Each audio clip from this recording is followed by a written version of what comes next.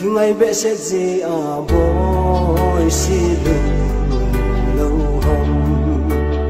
lưng hân lưng vai in boy thì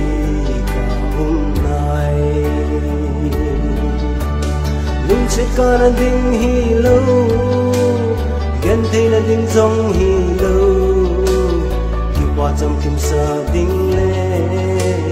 hôn lệ đậm đi gió hi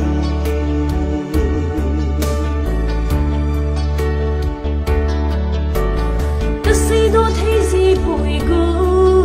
lung ghê ghiền thấy na đi sông lệ là đi bằng ý kỳ cho mày ta nghe không xiết con là đi hi lâu ghiền thấy là đinh sông hi âu kịp ba trăm kim sa đinh lệ ôn là lệ nặng là đi gió hi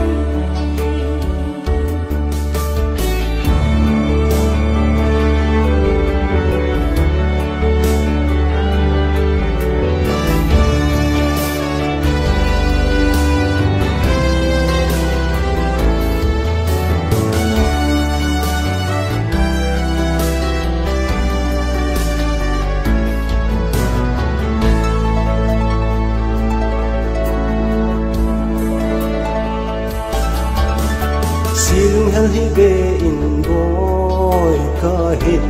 ngàn dinh đi hoa trong khăn kiên thi na chu nung đi na đi nung sẽ ca na dinh hi lâu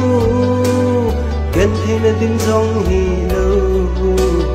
khi qua trong kim sa đinh lệ on lệ đậm na đi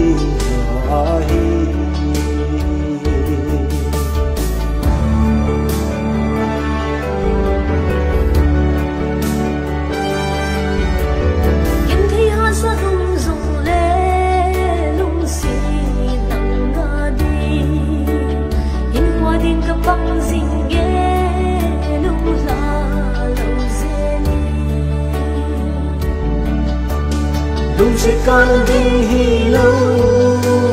khen thế nên đinh dòng hi lâu khi qua trong kim sa đinh lệ